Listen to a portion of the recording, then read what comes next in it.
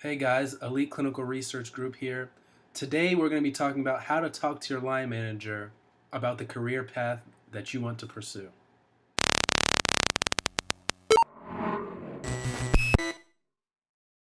Hey guys, determining your career path and talking to your line manager about it can be pretty frightening, but it is one of the most important things you could do, and you want to start early to ensure that you're on the right path to success. Together, you two will be able to come up with a plan in order to get you to where you want to be. So if you want to be a CRA or a project manager or some other part of the clinical research field, you're going to have to start early and plan to get to where you want to be. So some of the steps that I take are: one, you want to make sure that you're good at what you're doing. And I'm not talking just good at your job as in the actual work that you do. I'm talking about the other stuff you do to impact the team. So show up, be on time, get to work early, put in the hard work, be nice, be easy to work with people in the team members. Just show up. A lot of the times being there is over half the battle. People want someone that's reliable and that's always there when they can count on them. And not necessarily having the highest quality of work, but somebody who's consistent, comes in, works day in and day out, and is able to produce.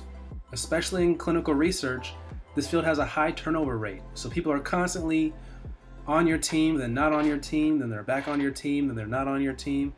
So you want to make sure that you're as consistent as possible. Oh, sorry, I can't talk.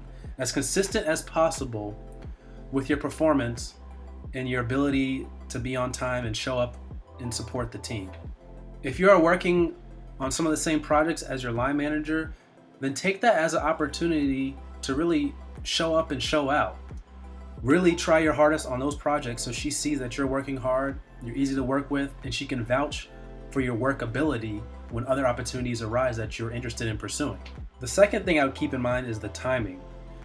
You don't want to, when you just get a new job, come in and act like you're already looking for another job.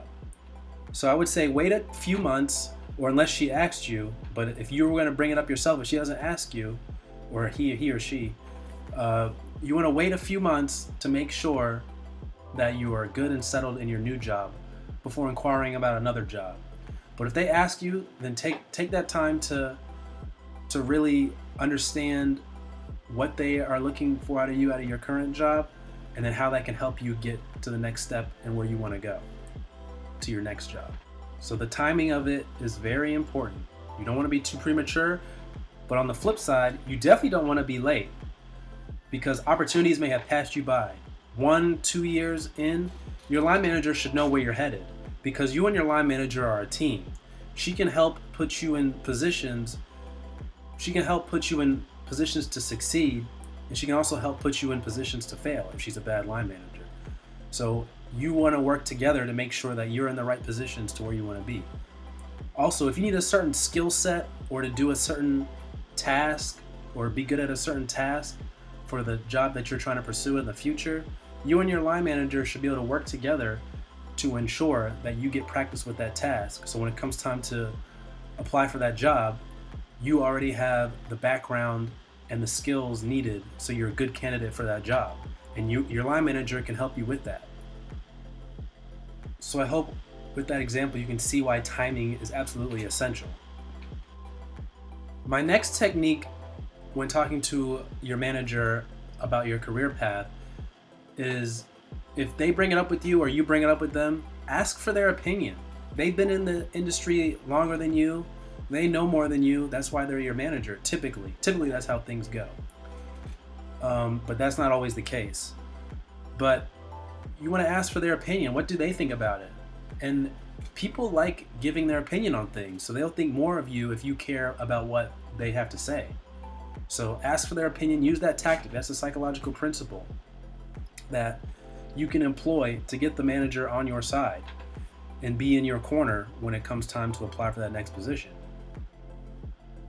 Also, the manager might have some ideas about other positions you might apply for that you haven't even thought about, that you may be ready for sooner than you even know about.